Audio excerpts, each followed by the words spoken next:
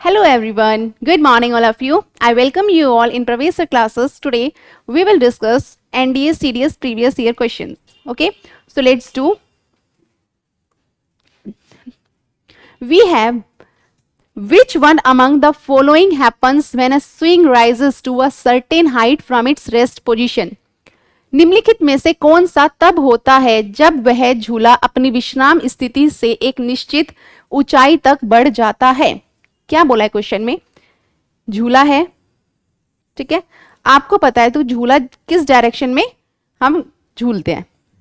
कुछ इस तरीके से, एक बार वो पीछे जाएगा, फिर आगे जाएगा, फिर पीछे जाएगा, इस डायरेक्शन में झूला झूलते हैं। तो क्वेश्चन में पूछा है कि जब वो झूला अपनी रेस्ट पोजीशन से एक हाइट अटेन करेगा, एक मैक्सिमम हाइट, वो सिचुएशन क्या होगी, वहां पर क्या होगा? राइट, देखिए यहां पर जो टोटल एनर्जी होगी that is kinetic energy plus potential energy. अब ये जो है झूला मूव कर रहा है और जब ये एक सर्टेन हाइट पर जाता है, वहां पर जो काइनेटिक एनर्जी है वो कन्वर्ट हो जाती है पोटेंशियल एनर्जी में। काइनेटिक एनर्जी किस में कन्वर्ट हो जाती है? पोटेंशियल एनर्जी में कन्वर्ट हो जाती है। तो क्या होगा, जो काइनेटिक एनर्जी होती है वो डिक्रीज हो जाएगी और पोटेंशियल एनर्जी क्या होगी? इंक्रीज होगी। सो ऑप्शन में देखते हैं, potential energy decreases and while kinetic energy increases. नहीं, it's kinetic energy decreases with potential energy increases. Right, और भी पढ़ लेते हैं, both potential and kinetic energy decrease, दोनों तो डिक्रीज नहीं होंगे। Both potential and kinetic energy increase, नहीं, तो बी कंडीशन होगी। So option B is correct. Next question है, a pencil is placed upright at a distance of 10 centimetre from a convex mirror of focal length 15 centimeter, the nature of the image of the pencil will be। ये convex mirror है। क्या बोला है? convex mirror है। Question में बोला है focal pencil को फोकल लंबाई 15 सेंटीमीटर के उत्तल लेंस से 10 सेंटीमीटर की दूरी पर सही रखा गया है, पेंसिल की छवि की प्रकृति होगी। देखिए ये कन्वेक्स मिरर है एक, अगर हम इस एक पेंसिल इससे 10 सेंटीमीटर अपार्ट रखते हैं, यहां पे मैं फोकल लेंथ दिया हुआ है 15 सेंटीमीटर। अब देखिए ये पेंसिल है, इस पेंसिल की जो दूरी है इस पॉइंट से वो 10 सेंटीमीटर है। तो ये जो डिस्टेंस है that we will calculate in you. ये होता है यू, यू होता है ऑब्जेक्ट का डिस्टेंस होता है मिरर से। तो यू की वैल्यू कितनी दी हुई है? 10 सेंटीमीटर। ओके, अब हमें इसमें यह देखना है कि वेदर इट इज पॉजिटिव और नेगेटिव। तो लेफ्ट साइड में जो ऑब्जेक्ट होता है वो नेगेटिव होता है। अब जैसे आप ग्राफ में देखते हो, इधर हम नेगेटिव लेते हैं, इधर हम पॉजिटिव लेते हैं। तो यहां पे जो u की जो वैल्यू होगी that will B -10 centimetre and focal length will be +15 centimetre. अब हमें यहाँ पे क्या दिया हुआ है? f दिया हुआ है, u दिया हुआ है, राइट। सो हम इसमें लगा सकते हैं मिरर फॉर्मूला। चलिए मिरर फॉर्मूला यूज करेंगे इसमें हम।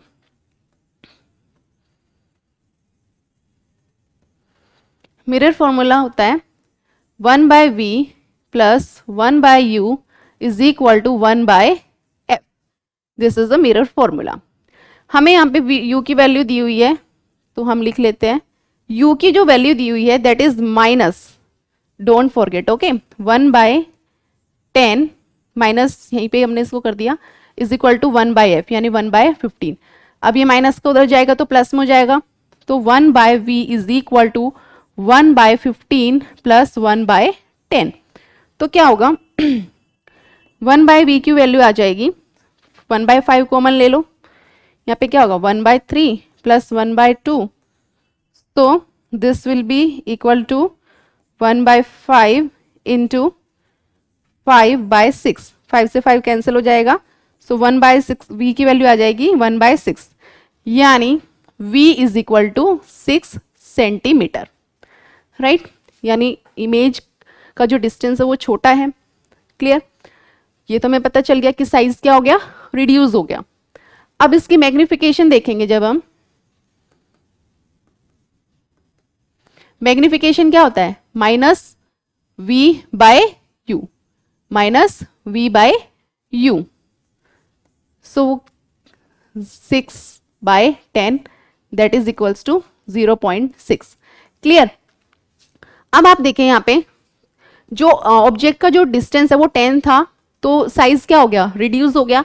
और कॉन्वेक्स मिरर में जो इमेज है वो कैसी होती है, दैट विल बी वर्चुअल और वो इरेक्ट होती है, राइट।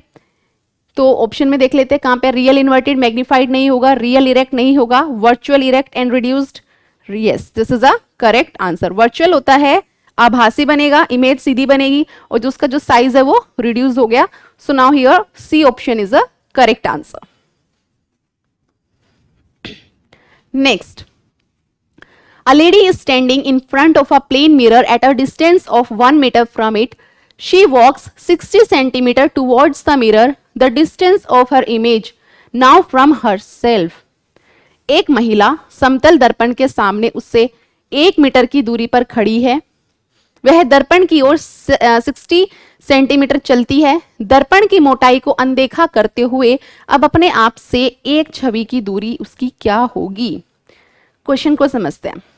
ये एक मिरर है, एक महिला है, she is very smart, right, बहुत स्मार्ट है। अब वो अपने आप को देखना चाह रही है मिरर में मैं कैसी लगती हूं, तो वो क्या करती है ना, 1 मीटर के डिस्टेंस पे खड़ी हो जाती है। यहां पे महिला खड़ी है, लंबे लंबे बाल है, क्लियर। अब वो अपने आप को देखना चाह रही है मिरर में कि मैं कैसी लगती हूं। उसका जो डिस्टेंस है ना मिरर से वो 1 मीटर है, क्लियर। अब देखो, अगर उसका डिस्टेंस यहाँ पे मिरर से 1 मीटर है तो उसकी जो इमेज है वो भी कितने पीछे बनेगी, 1 मीटर की दूरी पर ही बनेगी, यानी यहां पर वो अपने आप को देख रही होगी, क्लियर। अब क्या होता है, उसे इमेज साफ नहीं दिखाई देती है अपनी, तो वो क्या करती है, 60 सेंटीमीटर और जाती है मिरर के नजदीक। अब वो कहाँ आ गई, 60 सेंटीमीटर और आ गई, तो उसकी इमेज भी 60 सेंटीमीटर आ जाएगी इधर, क्लियर। देखो 1 मीटर दिया और ये सेंटीमीटर में दिया है, तो इसको हम 100 सेंटीमीटर बोल सकते हैं, राइट, क्योंकि 1 metre is equal to 100 centimetre. अब वो 60 सेंटीमीटर और मिरर के पास आती है तो उसकी इमेज भी 60 सेंटीमीटर आगे आ जाएगी। अब जो पूछा है कि जो वो जिस पॉइंट पे खड़ी है और जिस पॉइंट पे जो उसका जो इमेज बनी है उसका डिस्टेंस कितना है। अब आप देखो, ये 100 सेंटीमीटर था, वो 60 सेंटीमीटर दूरी तय करती है। यहां पर जो रिमेनिंग डिस्टेंस है वो कितना हो गया, 40 सेंटीमीटर। यहां पर भी कितना होगा, 40 सेंटीमीटर। ऐड कर दीजिए, 40 plus 40 is equal to 80 centimetre. So now here C option is correct, okay.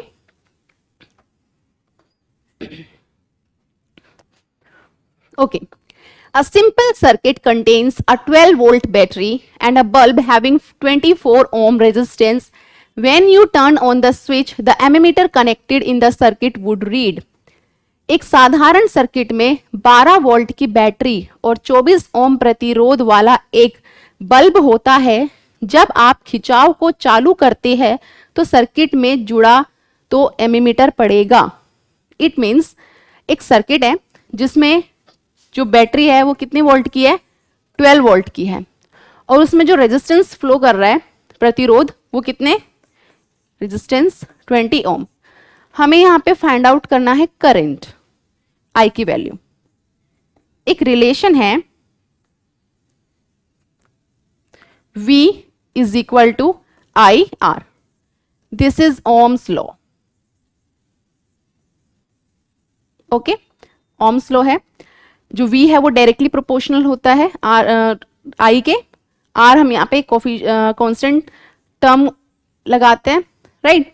अब यहाँ पे देखिए वैल्यू दी हुई है किसकी, V की। कितनी वैल्यू दी हुई है, 12 volt. So 12 is equals to I हमें फाइंड आउट करना है। R की वैल्यू कितनी है, 24 ओम, ओके। कितना होगा, 24 बाय टू I।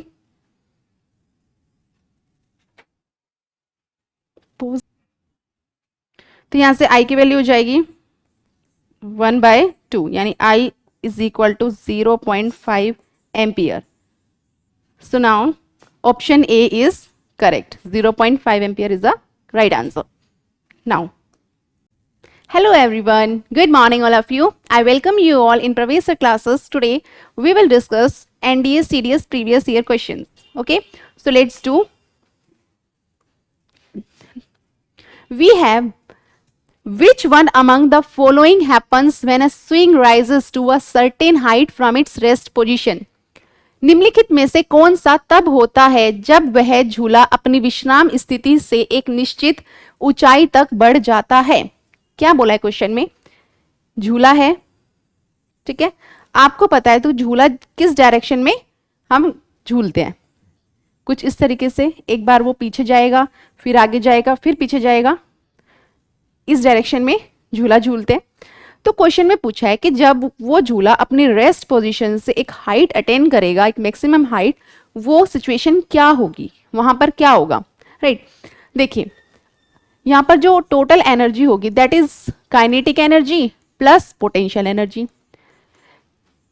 अब ये जो है झूला मूव कर रहा है और जब ये एक सर्टेन हाइट पर जाता है, वहां पर जो काइनेटिक एनर्जी है वो कन्वर्ट हो जाती है पोटेंशियल एनर्जी में। काइनेटिक एनर्जी किस में कन्वर्ट हो जाती है? पोटेंशियल एनर्जी में कन्वर्ट हो जाती है। तो क्या होगा, जो काइनेटिक एनर्जी होती है वो डिक्रीज हो जाएगी और पोटेंशियल एनर्जी क्या होगी? इंक्रीज होगी। सो ऑप्शन में देखते हैं, potential energy decreases and while kinetic energy increases. नहीं, it's kinetic energy decreases with potential energy increases, right? और भी पढ़ लेते हैं, both potential and kinetic energy decrease, दोनों तो डिक्रीज नहीं होंगे। Both potential and kinetic energy increase, नहीं, तो बी कंडीशन होगी। So option B is correct. Next question है, a pencil is placed upright at a distance of 10 centimetre from a convex mirror of focal length 15 centimeter. The nature of the image of the pencil will be. ये convex mirror है। क्या बोला है? convex mirror है। Question में बोला है focal pencil को फोकल लंबाई 15 सेंटीमीटर के उत्तर लेंस से 10 सेंटीमीटर की दूरी पर सही रखा गया है, पेंसिल की छवि की प्रकृति होगी। देखिए ये कन्वेक्स मिरर है एक, अगर हम इस एक पेंसिल इससे 10 सेंटीमीटर अपार्ट रखते हैं, यहां पे मैं फोकल लेंथ दिया हुआ है 15 सेंटीमीटर। अब देखिए ये पेंसिल है, इस पेंसिल की जो दूरी है इस पॉइंट से वो 10 सेंटीमीटर है। तो ये जो डिस्टेंस है that we will calculate in you. ये होता है यू, यू होता है ऑब्जेक्ट का डिस्टेंस होता है मिरर से। तो यू की वैल्यू कितनी दी हुई है? 10 सेंटीमीटर। ओके, अब हमें इसमें ये देखना है कि वेदर इट इज पॉजिटिव और नेगेटिव। तो लेफ्ट साइड में जो ऑब्जेक्ट होता है वो नेगेटिव होता है। अब जैसे आप ग्राफ में देखते हो, इधर हम नेगेटिव लेते हैं, इधर हम पॉजिटिव लेते हैं। तो यहाँ पे जो u की जो वैल्यू होगी that will B -10 centimetre and focal length will be +15 centimetre. अब हमें यहाँ पे क्या दिया हुआ है? f दिया हुआ है, u दिया हुआ है, राइट? सो हम इसमें लगा सकते हैं मिरर फॉर्मूला। चलिए मिरर फॉर्मूला यूज करेंगे इसमें हम।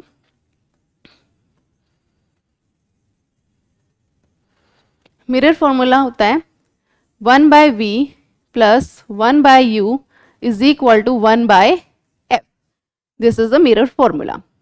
हमें यहाँ पे u की वैल्यू दी हुई है तो हम लिख लेते हैं u की जो वैल्यू दी हुई है that is minus, don't forget, okay, 1/10 minus यहीं पे हमने इसको कर दिया इज इक्वल टू 1/f यानी 1/15। अब ये माइनस का उधर जाएगा तो प्लस में हो जाएगा, तो 1/v इज इक्वल टू 1/15 + 1/10। तो क्या होगा 1/v की वैल्यू आ जाएगी 1/5 कॉमन ले लो, यहाँ पे क्या होगा 1/3 + 1/2। तो this will be equal to 1/5 into 5/6। 5 से 5 कैंसिल हो जाएगा, सो 1/6 v की वैल्यू आ जाएगी 1/6 यानी v is equal to 6 centimetre, right? यानी इमेज का जो डिस्टेंस है वो छोटा है। क्लियर? ये तो हमें पता चल गया कि साइज क्या हो गया? रिड्यूस हो गया। अब इसकी मैग्निफिकेशन देखेंगे। जब हम मैग्निफिकेशन क्या होता है? -v/u, -v/u। So 6/10 that is equals to 0.6। Clear. अब आप देखें यहाँ पे जो ऑब्जेक्ट का जो डिस्टेंस है वो 10 था, तो साइज क्या हो गया, रिड्यूस हो गया। और कॉन्वेक्स मिरर में जो इमेज है वो कैसी होती है, दैट विल बी वर्चुअल और वो इरेक्ट होती है, राइट। तो ऑप्शन में देख लेते हैं कहां पे रियल इन्वर्टेड मैग्निफाइड नहीं होगा, रियल इरेक्ट नहीं होगा, virtual erect and reduced. Yes, this is a correct answer. Virtual होता है आभासी बनेगा, इमेज सीधी बनेगी, और जो उसका जो साइज है वो रिड्यूस हो गया। So now here C option is a correct answer. Next, a lady is standing in front of a plane mirror at a distance of 1 meter from it. She walks 60 centimeter towards the mirror, the distance of her image now from herself. एक महिला समतल दर्पण के सामने उससे 1 metre की दूरी पर खड़ी है। वह दर्पण की ओर 60 सेंटीमीटर चलती है। दर्पण की मोटाई को अनदेखा करते हुए अब अपने आप से एक छवि की दूरी उसकी क्या होगी। क्वेश्चन को समझते हैं। ये एक मिरर है, एक महिला है, she is very smart, right, बहुत स्मार्ट है। अब वो अपने आप को देखना चाह रही है मिरर में मैं कैसी लगती हूँ, तो वो क्या करती है ना, 1 मीटर के डिस्टेंस पे खड़ी हो जाती है। यहां पे महिला खड़ी है, लंबे लंबे बाल है, क्लियर। अब वो अपने आप को देखना चाह रही है मिरर में कि मैं कैसी लगती हूँ। उसका जो डिस्टेंस है ना मिरर से वो 1 मीटर है, क्लियर। अब देखो, अगर उसका डिस्टेंस यहाँ पे मिरर से 1 मीटर है तो उसकी जो इमेज है वो भी कितने पीछे बनेगी, 1 मीटर की दूरी पर ही बनेगी, यानी यहां पर वो अपने आप को देख रही होगी, क्लियर। अब क्या होता है, उसे इमेज साफ नहीं दिखाई देती है अपनी, तो वो क्या करती है, 60 सेंटीमीटर और जाती है मिरर के नजदीक। अब वो कहाँ आ गई, 60 सेंटीमीटर और आ गई, तो उसकी इमेज भी 60 सेंटीमीटर आ जाएगी इधर, क्लियर। देखो 1 मीटर दिया और ये सेंटीमीटर में दिया है, तो इसको हम 100 सेंटीमीटर बोल सकते हैं, राइट, क्योंकि 1 metre is equal to 100 centimetre. अब वो 60 सेंटीमीटर और मिरर के पास आती है तो उसकी इमेज भी 60 सेंटीमीटर आगे आ जाएगी। अब जो पूछा है कि जो वो जिस पॉइंट पे खड़ी है और जिस पॉइंट पे जो उसका जो इमेज बनी है उसका डिस्टेंस कितना है। अब आप देखो, ये 100 सेंटीमीटर था, वो 60 सेंटीमीटर दूरी तय करती है। यहां पर जो रिमेनिंग डिस्टेंस है वो कितना हो गया, 40 सेंटीमीटर। यहां पर भी कितना होगा, 40 सेंटीमीटर। ऐड कर दीजिए, 40 plus 40 is equal to 80 centimetre. So now here C option is correct. Okay, here a simple circuit contains a 12-volt battery and a bulb having 24 ohm resistance. When you turn on the switch, the ammeter connected in the circuit would read. Question में क्या बोला है, एक साधारण circuit में 12 volt की battery, एक circuit है जिसमें 12 वोल्ट की बैटरी कनेक्टेड है एंड 24 ओम प्रतिरोध वाला एक बल्ब होता है। एक बल्ब है जिसका जो रेजिस्टेंस है वो 24 ओम है। जब आप खिंचाव को चालू करते हैं तो सर्किट में जुड़ा तो एमीमीटर पड़ेगा, या it means here we have to find the value of the current. So given is V is equal to 12 volt, R is equal to 24 ohm, right, ये ओम का सिंबल होता है, क्लियर। अब देखिए हमारे पास यहाँ पे V है और R है, हमें एक रिलेशन पता है that is V is equal to IR। Okay, V is equal to IR। V की वैल्यू दी हुई है 12 वोल्ट, I की वैल्यू हमें निकालनी है, रेजिस्टेंस कितना दिया हुआ है 24, इधर चला जाएगा डिवाइड में, so 12 by 24 is equal to I, that will be equal to 0.5 ampere. Ampere is the unit of current, right. So option A is correct here. 3 resistors with magnitude 2, 4 and 8 ohm are connected in parallel. The equivalent resistance of the system would be। 3 resistance दिए हुए हैं, ठीक है, देखते हैं question को। 2 ओम, 4 ohm और 8 ओम parallel में कनेक्टेड है, यानी कुछ इस तरीके से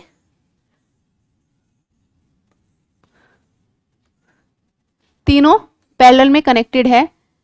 फॉर्मूला होता है हमारे पास यहाँ पे एक 1/r, रेजिस्टेंस जब हम पैरेलल में निकालते हैं 1/r1 plus 1/r2 plus 1/r3। Okay, सो कितना होगा, एक 2 ओम, 4 ओम और 8 ohm. This is R1, this is R2 and this is R3। फॉर्मूले में वैल्यूज को पुट कर देते हैं, 1/2 plus 1/4 plus 1/8। So now here we will get LCM is 8, 4 plus 2 plus 1, that will be equal to 7/8। Okay, अब ये तो 1/r की वैल्यू है ना, 1/r इज इक्वल टू 7/8। हमें क्या निकालना है, r निकालना है, रेजिस्टेंस इन पैरेलल। तो अगर हम इसको ऊपर ले जाएंगे ये भी ऊपर आ जाएगा, तो r p is equal to कितना हो जाएगा, 8/7। जब हम इसको सॉल्व करेंगे तो 1 पॉइंट समथिंग कुछ वैल्यू आएगी हमारे पास यहाँ पे।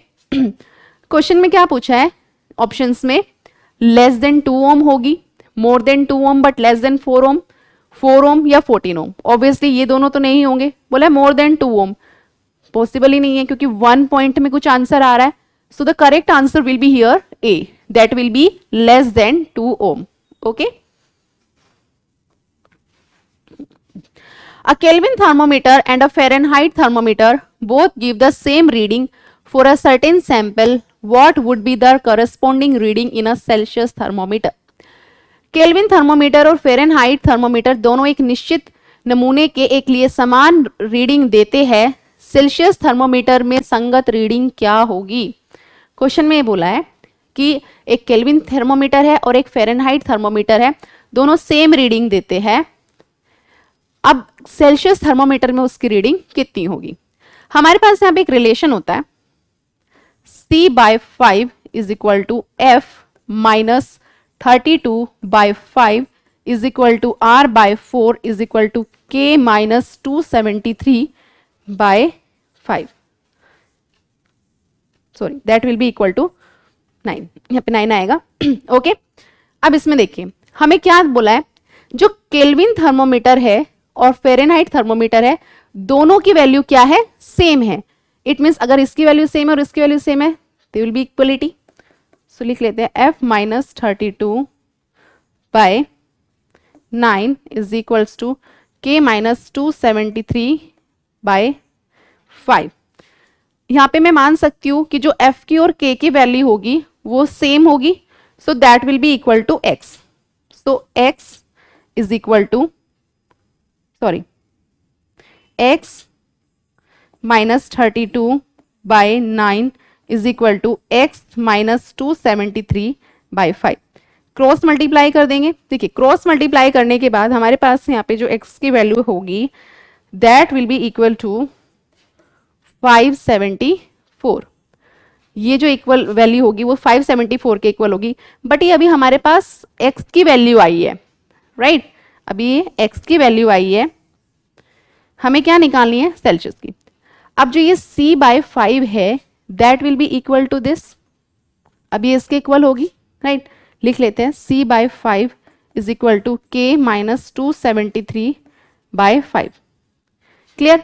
अब हमारा ये जो X आया है ये K भी है और F भी है, तो मैं क्या K की जगह पुट कर सकती हूँ इस वैल्यू को? यस, ऑब्वियसली 5 से 5 कैंसिल हो गया यहाँ पे।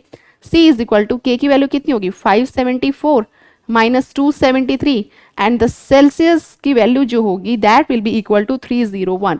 सो which one is correct here now? Option B is the correct answer.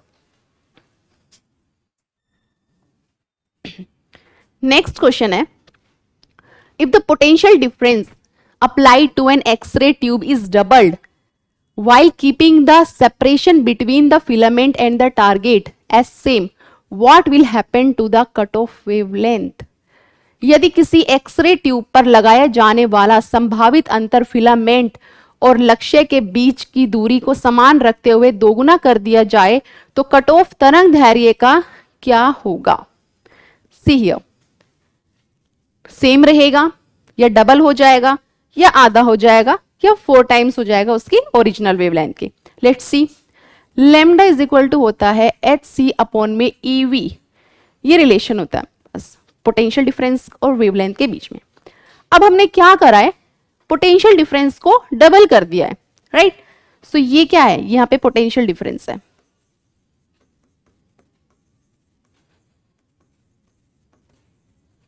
Clear, this is potential difference. तो lambda is equal to H C upon में ई, ये 2 भी लिख सकती हूं।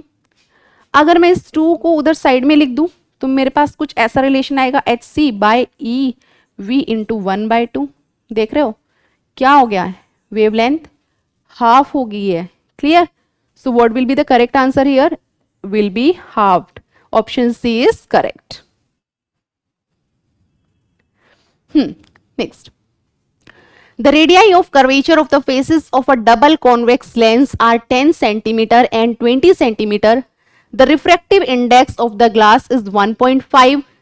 What is the power of this lens in units of diopter? एक दोहरे उत्तल लेंस के फलकों की त्रिज्या 10 सेंटीमीटर और 20 सेंटीमीटर है और कांच का अपवर्तनांक 1.5 है। डायोप्टर की इकाइयों में इस लेंस की क्षमता क्या है? क्वेश्चन में क्या बोला है, एक डबल कन्वेक्स लेंस है, क्लियर, उनमें वैल्यू दी हुई है 10 centimetre and 20 centimetre. Radius of curvature दिया है दोनों लेंस का 10 centimetre and 20 centimetre. Refractive index दिया हुआ है ग्लास का, दैट इज 1.5।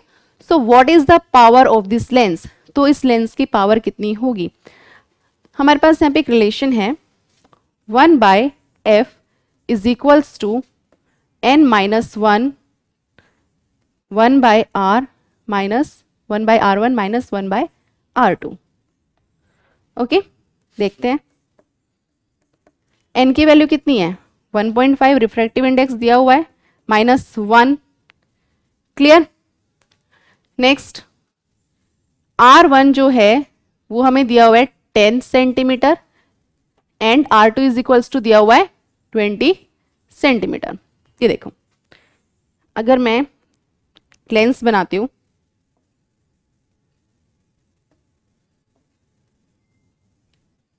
ओके, एक तरह लेंस बनाती हूं ऐसे, इसका कुछ ये इधर आएगा, ये सर्कल कुछ ऐसे बनेगा। एक का जो रेडियस ऑफ कर्वेचर है वो कितना होगा, 10 सेंटीमीटर, और एक होगा 20 centimetre, 10 centimetre and 20 centimetre.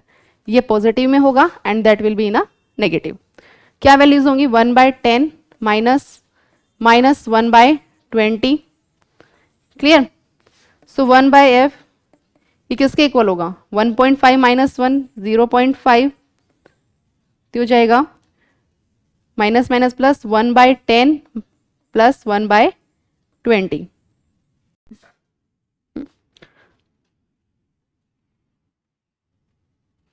Okay, तो यहां पर मेरे पास जो 1/f की वैल्यू होगी that will be equal to 40/3। अगर हम इसको कैलकुलेट करेंगे तो 40/3 आएगी। अब देखिए, इसको हमें चेंज करना है मीटर में, क्योंकि डायोप्टर में बोला है, तो डायोप्टर में जब हम चेंज करते हैं तो मीटर में होनी चाहिए value. So 1/f is equals to, तो हम इसको डिवाइड कर देंगे 100 से, तो वैल्यू क्या होगी 40/300, राइट, 0 से 0। अब 1/f इज इक्वल्स टू वो 4/30 है, तो f की वैल्यू कितनी होगी 30/4 and that will be equal to 7.5, और ये पॉजिटिव में होगा, right. So A option is correct, plus 7.5 dioptre. Next, which one among the following is in the value of 1 kilowatt hour of energy converted into joules? जब हम 1 kilowatt hour energy को convert करते हैं joule में तो क्या value होगी, energy is equals to watt into seconds. Okay, हमें कितने दिया हुआ, किलोवाट आवर में दी हुई है, कितने 1 किलोवाट आवर। देखो किलोवाट आवर को जब हम चेंज करेंगे तो 10 की पावर 3 हो जाएगी, क्योंकि is equal to 1000, right. Next second, 1 घंटे को हम सेकंड में चेंज करेंगे तो क्या होगा 60 इंटू 60। देखिए यहां पे हमने किलोवाट को वॉट में कर दिया है, राइट, क्योंकि हमें वॉट और सेकेंड्स में चाहिए। तो किलो वॉट को जब हम वॉट में चेंज करेंगे तो 1000 से मल्टीप्लाई करेंगे, that will be equal to 10 की पावर 3। सेकेंड आर को जब हम सेकेंड में चेंज करेंगे सो 60 इंटू 60, तो हमारे पास यहाँ पे क्या रिलेशन आता है, 10 की पावर 3, 6 6 36, दिस वन। सो अब देखिए ऑप्शन में क्या दिया हुआ है, 3.6 इंटू 10 की पावर 6, 1.8 इंटू 10 की पावर 6, 6.0 इंटू 10 की पावर 6, 7.2 इंटू 10 की पावर 6। जैसे हमें यहाँ पे 36 दिख रहा है तो easily we can know, okay. So यहाँ पे पॉइंट लगेगा तो एक और 10 की पावर 3 ऐड हो जाएगी इसमें, सो आंसर होगा 3.6 इंटू 10 की power 6 joule. So now option B is correct here. 3.6 into 10 की power 6 joule is the right answer. Next है, which one of the following device is non-ohmic? First of all, हमें यहाँ पे पता होना चाहिए ओमिक और नॉन ओमिक में क्या डिफरेंस होता है। ओम्स लॉ क्या कहता है, V is directly proportional to I।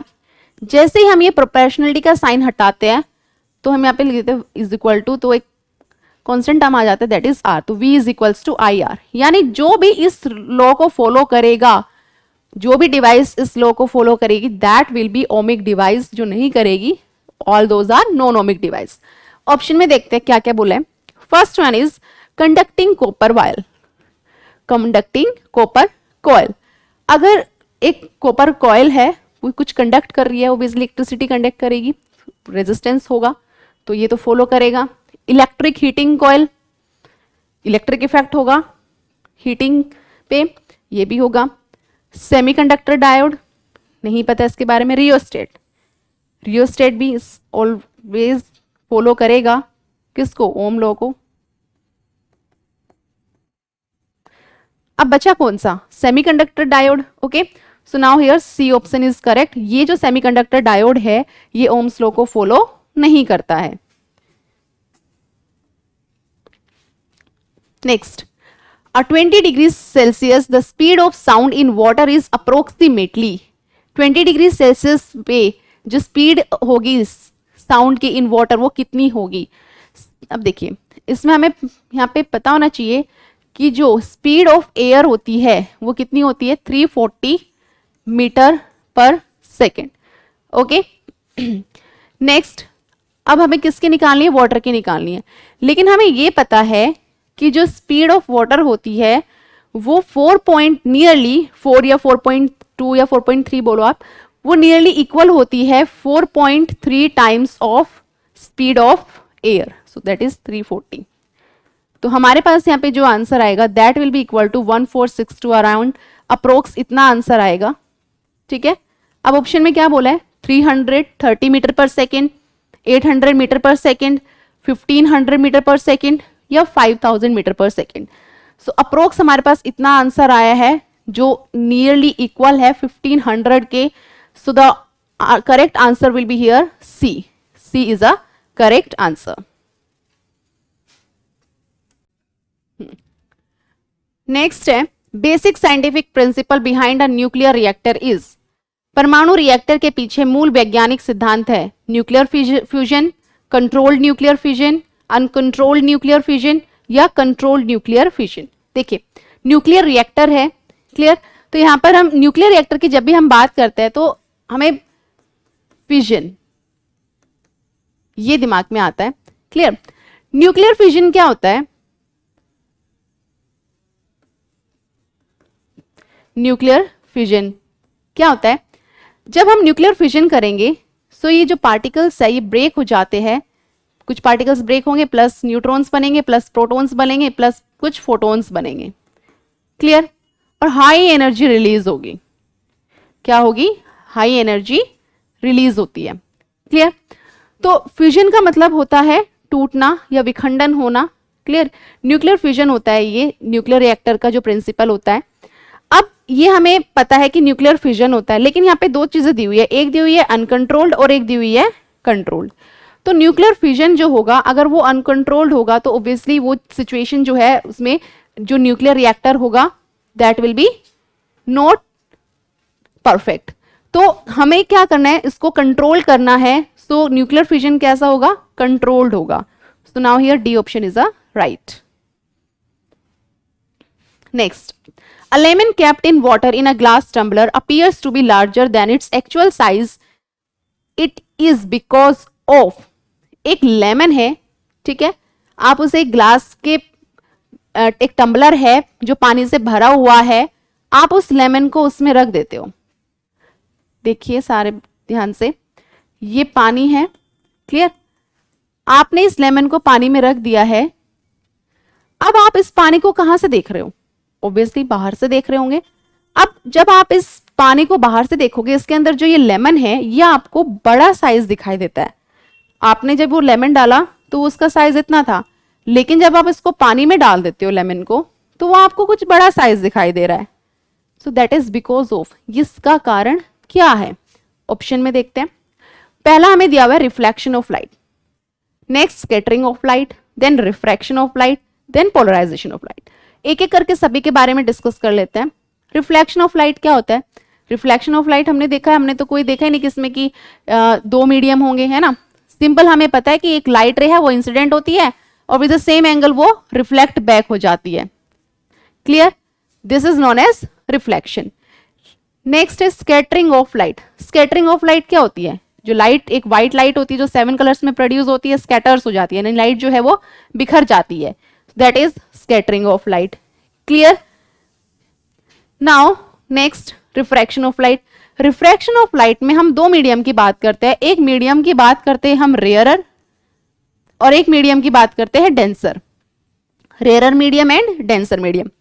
Suppose ये एक लाइट रे है, ये एक लाइट रे है, ठीक है. तो जब ये लाइट रे को हम इंसिडेंट करेंगे, जब ये एक मीडियम से दूसरे मीडियम में जाएगा तो ये नॉर्मल की तरफ बेंड हो जाती है. It bends towards the normal. Clear. So इस फिनोमिनन को हम बोलते हैं रिफ्रैक्शन ऑफ लाइट. नेक्स्ट है polarization of light. Polarization of light क्या होता है? पोलराइजेशन में क्या होता है, ये भी एक फिनोमिना है. यहाँ पे कुछ इलेक्ट्रिक वेक्टर्स है.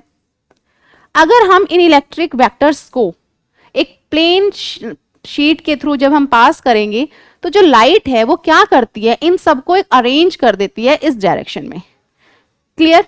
ये पोलराइजेशन का फिनोमिनन है. अब आप देखिए, आपने लेमन रखा है वाटर में, क्लियर, आप उसको बाहर से देख रहे हो, तो एयर क्या है आपकी, rare medium, water is denser medium. तो यहां पर कौन सा ऑप्शन इज आपको रिलेट कर पा रहे हो यहां से, refraction of light. So this is a correct answer, refraction of light. Okay. Now next है light enters the eye through a thin membrane called. हमारी आंखों में जो लाइट है वो एक थिन मेम्ब्रेन के थ्रू एंटर करती है, उस थिन मेम्ब्रेन का नाम बताना है. देखिए ये हमारी आई है, क्लियर. सारी चीजें दी हुई है यहाँ पे, retina, cornea, प्यूपिल and iris. Retina कहाँ होता है? रेटिना वो होती है जहां पर इमेज की फॉर्मेशन होती है. Clear. Cornea in front of the प्यूपिल, पुतली, जो ब्लैक कलर के आपका डॉट स्ट्रक्चर होता है ना आईज में, वो. इरिस, इरिस यहाँ पे जो मस्कुलर मसल्स होती है जो फिक्स करती है, राइट. सो लाइट जो एंटर करेगी ऑब्वियसली यहीं से करेगी पहले तो. सो कौन सा होगा? Cornea. So B is the correct answer here. Next, LED a semiconductor device is an abbreviation that stands for. LED जो है वो एक सेमीकंडक्टर डिवाइस है, उसके लिए यहाँ पे जो करेक्ट एब्रिविएशन होगा वो कौन सा होगा? Licence for energy detector, light energy device, light emitting device और लॉस्ट एनर्जी डिवाइस. देखिए एक सेमीकंडक्टर डिवाइस है, एलईडी है, ये क्या करती है? ये लाइट को एमिट करती है. क्या करता है? लाइट एमिट करता है. लाइट एमिट करेगी obviously. So what will be the answer here? It is a light emitting diode. और सेमीकंडक्टर क्या होता है? लाइट एमिटिंग डायोड होता है. So C option is a correct answer here. Next है the periodic rise and fall of ocean water in response to gravitational forces is called. गुरुत्वाकर्षण बलों के जवाब में समुद्र के पानी की आवधिक वृद्धि और गिरावट को कहा जाता है. यानी ग्रेविटेशनल फोर्स से जो वेव एक राइज एंड फॉल हो रहा है ओशियन वाटर में, तो उसको हम क्या कहते हैं? करंट? बिल्कुल भी नहीं, राइट? वेव्स, वेव्स लहरें, लहरें तो आप ऐसे भी बना सकते हो पानी में, है ना? सुनामी, सुनामी तो जब एक बहुत प्रेशर पड़ता है पानी का, सुनामी आ जाती है। तो टाइड्स होता है, clear? So option C is correct here. जब एक पीरियडिक राइज और फॉल होगा ओशियन वाटर में in response to gravitational force, that is known as tides. Next बोला है power of length of focal length 25 centimetre. Power of length of focal length is 25 centimetre. Power दे दी, बोल रहा है कि पावर क्या होगी अगर फोकल लेंथ जो है वो कितना है? फोकल लेंथ दिया हुआ है 25 सेंटीमीटर। ऑप्शन दिया हुआ है +2.5 डायोप्टर, +3 डायोप्टर, +4 डायोप्टर, +5 डायोप्टर। एक बात तो बिल्कुल निश्चित है, अगर हमें डायोप्टर में बोला है तो वैल्यू किस में चाहिए? मीटर में चाहिए, क्लियर? यहाँ पे P की जो वैल्यू होती है that is equals to 1/f। Formula आता है P is equals to 1/f, power is equals to 1 focal length, clear? अगर फोकल लेंथ मीटर में है तो पावर की जो यूनिट होगी वो डायोप्टर में होगी। So P is equals to 1/25, clear? 25 को अगर सेंटीमीटर को हम मीटर में चेंज करते हैं, अब ये सेंटीमीटर में, इसको मीटर में चेंज करते हो, डिवाइड करेंगे। अगर मैं इसको यहाँ पे डिवाइड करूंगी तो 100 ऊपर चला जाएगा, तो क्या होगा? 100/25। सो P की वैल्यू कितनी होगी? 4 dioptre, and that is +4 dioptre. So now option C is correct here, +4 dioptre. Next, the device use to produce electric current is known as. वो डिवाइस जो इलेक्ट्रिक करंट प्रोड्यूस करती है, आपने सुना होगा, बचपन से सुनते आप आ रहे हो, जब शादियों में काम वगैरह चलता है, लाइट चली जाती है, क्या बोलते हैं? भाई जनरेटर लगा दो। तो जनरेटर इन द सेंस क्या काम करता है? इलेक्ट्रिसिटी प्रोड्यूस करता है, ठीक है? अब यहाँ पे देखो, आप मोटर तो नहीं लगाते हो, किस मोटर तो क्या इलेक्ट्रिसिटी से चलेगा, इलेक्ट्रिसिटी प्रोड्यूस थोड़ी ना करेगा। एमीटर क्या करता है? एमीटर करंट को मेजर करता है, गैल्वेनोमीटर पोटेंशियल डिफरेंस को मेजर करता है। सो कौन सा बचा यहाँ पे? जनरेटर। ओके, तो वो डिवाइस जो इलेक्ट्रिक करंट प्रोड्यूस करती है that will be generator. So option B is correct answer here. Why do two ice blocks join to form one block when pressed together? आपने अक्सर किया होगा जब आप छोटे होंगे, जब आप दो बर्फ को ऐसे क्लोज लेके आते हो इस तरीके से, तो देखोगे जब आप उनको ऐसे प्रेस करते हो ना तो वो चिपक जाते हैं, क्लियर? प्रेस करते हो तो वो आपस में चिपक जाते हैं। तो ऐसा क्यों होता है वो आपको यहाँ पे रीजन बताना है। Melting point of ice is lowered with increase in pressure.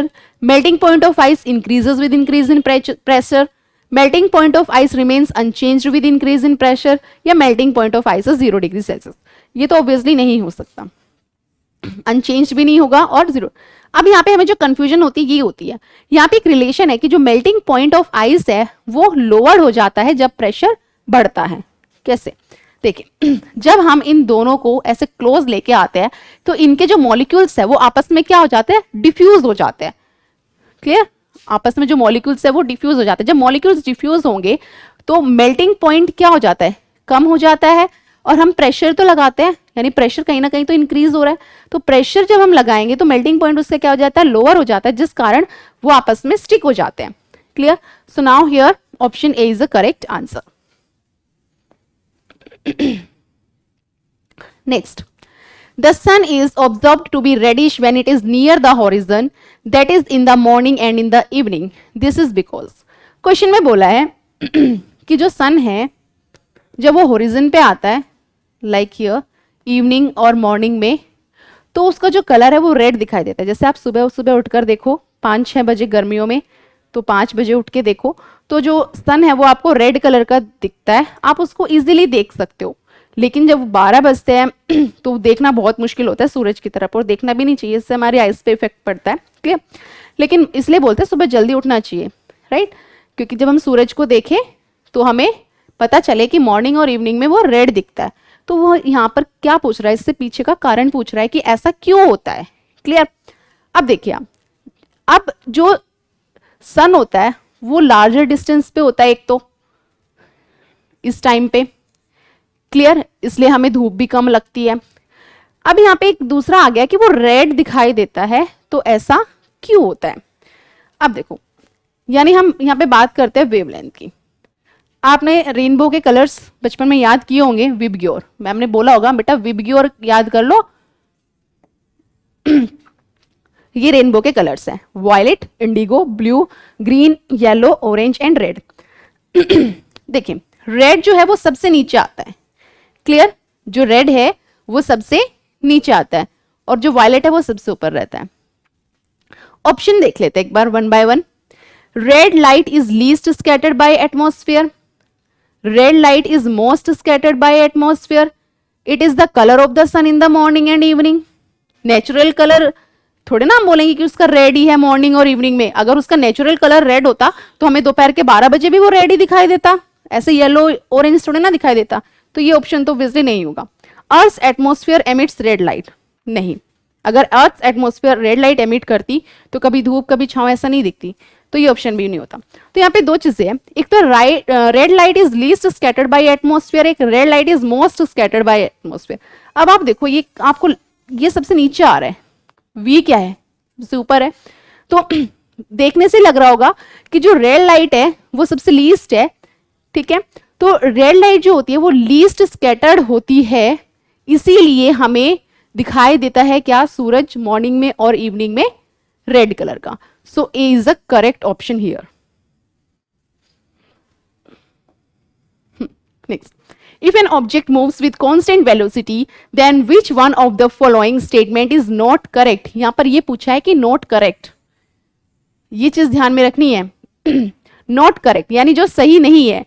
अब देखिए इन चार ऑप्शंस में तीन चीजें सही है, कब, कि जब कोई ऑब्जेक्ट है वो मूव कर रहा है कांस्टेंट वेलोसिटी के साथ, अगर मूव कर रहा है तो कोई तीन चीजें इसमें सही है जो उसको फॉलो करेगी, लेकिन कोई एक चीज ऐसी है जो नहीं फॉलो करेगी। सो वन बाय वन एक बार देख लेते हैं ऑप्शंस को। अगर एक ऑब्जेक्ट है और वो एक कांस्टेंट वेलोसिटी के साथ मूव कर रहा है, सो फर्स्ट ऑप्शन दिया हुआ है it's motion is along a straight line. Obviously अगर वेलोसिटी कांस्टेंट है तो वो एक स्ट्रेट लाइन में मूव करेगा। Next, its speed changes with time, it's acceleration is zero, it's displacement increases linear with time. Acceleration तो जीरो होगा क्योंकि क्या, एक्सेलरेशन क्या होता है, dv बाय dt। अब अगर v कांस्टेंट होगी तो ये वैल्यू क्या हो जाएगी, जीरो। तो a इज इक्वल्स टू क्या होता है, dv by dt, this is constant, तो a की वैल्यू क्या होगी, जीरो होगी। तो हमने देखा ये भी ठीक है, ये भी ठीक है, राइट। इट्स डिस्प्लेसमेंट, अभी हमें स्पीड का नहीं पता है कि स्पीड में क्या चेंजेस होंगे। It's displacement increases linearly with time. अब अगर कोई भी ऑब्जेक्ट अगर मूव कर रही है तो कोई दूरी तो तय कर रही होगी, अब लेकिन वो एक कांस्टेंट वेलोसिटी के साथ मूव कर रही है, तो ऑब्वियसली जो डिस्प्लेसमेंट होगा वो बढ़ेगा और लीनियरली बढ़ेगा विद टाइम के साथ, क्योंकि अगर इतना डिस्टेंस लेने के लिए वो 2 सेकंड ले रहा था तो यहाँ पे फिर इतना डिस्टेंस के लिए भी वो 2 ही सेकंड लेगा, same distance with same time, clear. तो लीनियरली विद टाइम के साथ क्या होगा, इंक्रीज होगा। अब ये तीनों तो उसमें फॉलो कर रहे हैं, लेकिन हमें बी के बारे में अभी जाना है, its speed changes with time. ऐसा नहीं होगा कि अगर उसकी वेलोसिटी कांस्टेंट है और उसकी स्पीड चेंज हो जाए टाइम के साथ, अगर स्पीड चेंज हो जाती है तो somewhere will be change in the velocity. So now here B option is a correct, कि ये को फॉलो नहीं करेगी, इस केस में ये करेक्ट नहीं होगा, B option is correct. So now here thank you all of you and have a nice day.